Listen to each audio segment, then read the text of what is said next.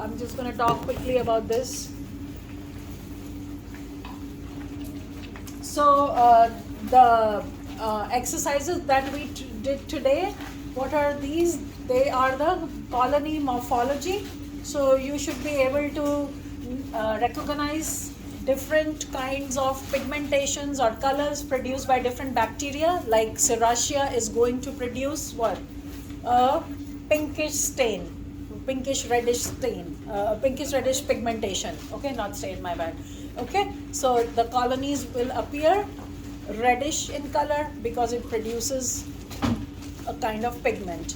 Now, you guys saw Pseudomonas aeruginosa, the colony looked green in color, right? So these pigments are soluble in the water. That's why you saw the whole media basically, agar turned green in color for Pseudomonas aeruginosa. Then you also saw Staphylococcus aureus. The name suggests that the colonies of Staph aureus look golden yellow in color. So these are the three main bacteria that you did today which produced color. Okay. Apart from that, you also look at the other morphological characteristics, like you look at the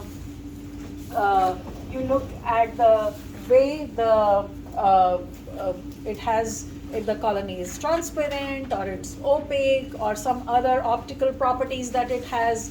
Its margin is entire, wavy, undulate, smooth. So these are the different ways that you can study a colony, and you are most of the times, many times, I wouldn't say most, you are able to identify a colony on the basis of morphology. As far as tube bacteria growing in broths, you have you saw a Staph aureus which was growing towards the bottom of the broth, and that is type of growth is called sediment.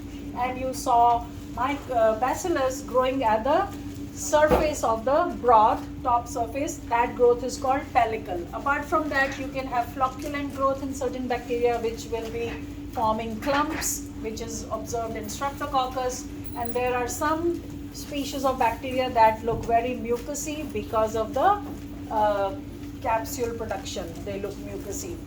The one very important thing that you need to know about Proteus vulgaris is that its colony form concentric circles, because Proteus has flagella all over its body, okay? And because of that, it is a hypermobile, motile bacteria, and it has a behavior that's called swarming behavior. Make sense? So it kind of colony looks like in concentric circles, and it moves. The bacteria just moves instead of showing dot-like colonies. Now we also did enriched media, selective media, and differential media. In this we used 4 types of media. We used blood agar, which is your enriched media. It is enriched because of the presence of 5% sheep's blood in it. Okay?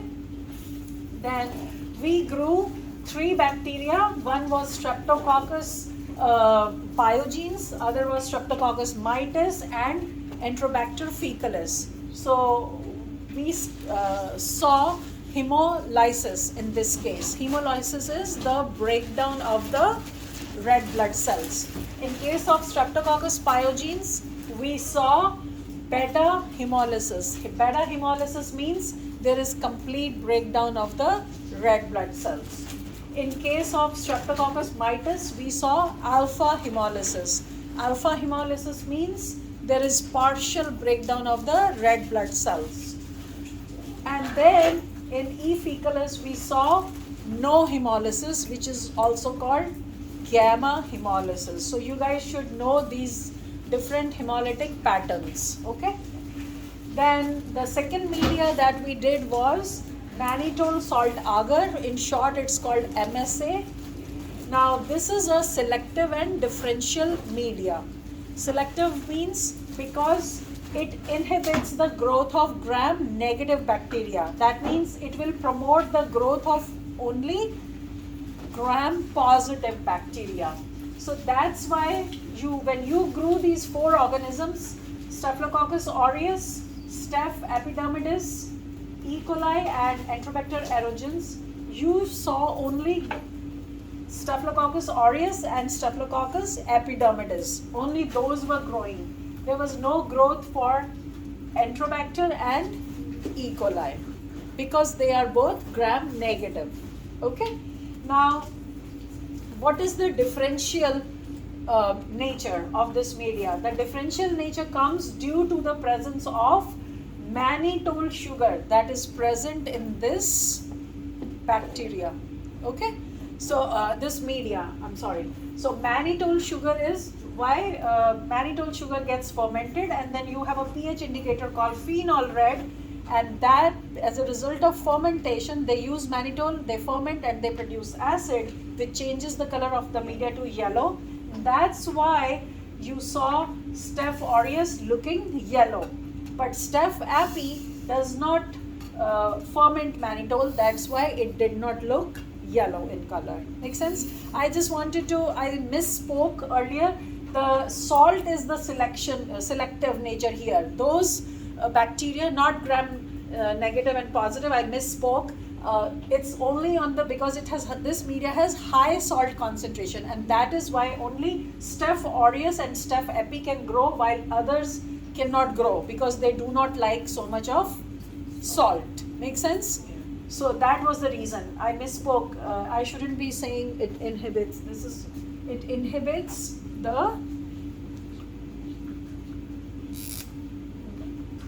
it promotes only